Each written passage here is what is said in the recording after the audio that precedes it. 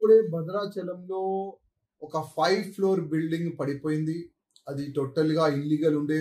G+2 permission ఉండే. మిగతా 3 ఫ్లోర్‌లు ఇల్లీగల్ ఉండే. అది పడిపోయింది. దాదాపు 6 మంది ఆ బిల్డింగ్ కింద లేబర్‌లు ఉండొచ్చు. ఎవరు ఉండొచ్చు. కానీ పాపం వాళ్ళు ఆ బిల్డింగ్ కింద వచ్చి చనిపోయినారని తెలుస్తుంది. అట్లాంటి అక్రమ నిర్మాణాలు భద్రాచలం కాకుండా ప్రతి ఒక్క నియోజకవర్గంలో అట్లాంటి ఇల్లీగల్ కన్స్ట్రక్షన్లు జరుగుతున్నాయి. నా నియోజకవర్గంలో కూడా చాలా వరకు ఇల్లీగల్ కన్స్ట్రక్షన్ జరుగుతుంది. లోకల్ కంప్లైంట్ ఇస్తున్నారు. మా కార్పొరేటర్ కంప్లైంట్ ఇస్తున్నారు.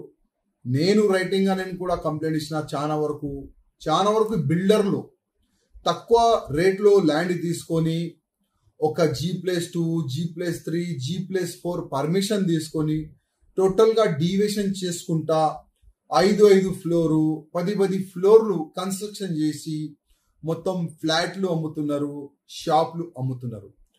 మా హైదరాబాద్ మున్సిపల్ కార్పొరేషన్ ఒక కరప్షన్కి అడ్డా తయారైపోయింది.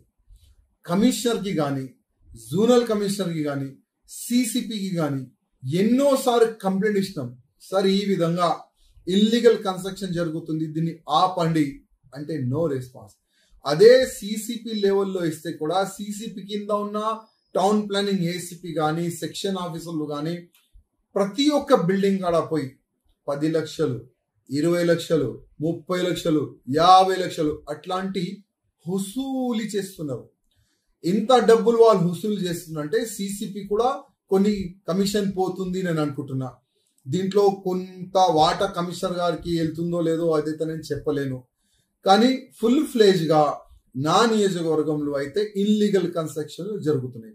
అది కాకుండా 20 ఫ్లోరు బిల్డింగ్ పర్మిషను, 40 ఫ్లోర్లు పర్మిషను అసలు మా నియోజకవర్గంలో ఇస్తున్నారు. పర్మిషన్ ఇచ్చే ముందు డ్రైనేజ్ సిస్టమ్ కరెక్ట్ ఉందా లేదా చూస్తలేరు. పర్మిషన్ ఇచ్చిన తర్వాత మస్తు డబ్బులు తిని పర్మిషన్ ఇచ్చిన తర్వాత అక్కడ లోకల్కి ఏదైనా ఇబ్బంది ఉందా లేదా అది కూడా చూస్తలేరు. కానీ ఫైల్ పాస్ చేయడానికి కోట్ల రూపాయలు మున్సిపల్ కార్పొరేషన్ వాళ్ళు తీసుకుంటున్నారు. పర్మిషన్ ఇచ్చిన తర్వాత డీవియేషన్ జరుగుతుందా లేదా చూస్తలేరు. అసలు లోకల్ పబ్లిక్ ఇబ్బంది జరుగుతుందా లేదా అది కూడా చూస్తలేరు. నేను ప్రత్యేకంగా మా మున్సిపల్ మినిస్టర్ గారికి, ముఖ్యమంత్రి గారికి రిక్వెస్ట్ చేస్తున్నా, ఇట్లాంటి కరప్టెడ్ సిసిపి కరప్టెడ్ ఉన్నాడా లేక ఈ మున్సిపల్ టౌన్ ప్లానింగ్ ఏసీపీ కానీ, ఈ సెక్షన్ ఆఫీసర్లు ఇంకా చాలా మంది ఆఫీసర్లు వాళ్ళు కరప్టెడ్ ఉన్నారా, దానికి ప్రత్యేకంగా ఎంక్వైరీ చేసి ఇట్లాంటి ఆఫీసర్ని సస్పెండ్ చేయకూడదు. అసలు జాబ్ లేకుండా చేయాలి. కొంతమందిని టోటల్గా జాబ్ లేకుండా చేస్తే ఒక భయమైన పుడుతుంది. నేను ఆ సజెషన్ మా మున్సిపల్ మినిస్టర్ గారికి ఇస్తున్నా. అదేవిధంగా ఎవరెవరు మేమిచ్చిన కంప్లైంట్ పైన కనీసం పరిశీలించండి, చూడండి మేము ఇచ్చిన కంప్లైంట్ వాస్తవం ఉందా లేదా. ఎందుకంటే చాలా వరకు జనాలు మాకు అప్రోచ్ అవుతారు. సార్, మా ఇంటి పక్క, మా కాలనీ పక్క ఇంత ఘోరంగా వీళ్ళు ఇల్లీగల్ కన్స్ట్రక్ట్ చేస్తున్నారు, ఏదైనా చెప్పనికి పోతే మా పైననే రౌడీలు పెట్టి మాకి అటాక్ చేయడానికి వస్తున్నారు, కొద్దిగా చూడండి.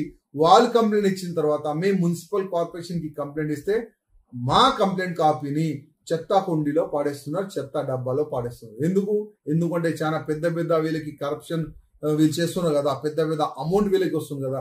దానివల్లనే మున్సిపల్ అధికారులు ఇల్లీగల్ కన్స్ట్రక్షన్ పైన ఏమీ కూడా యాక్షన్ తీసుకుంటలేదు.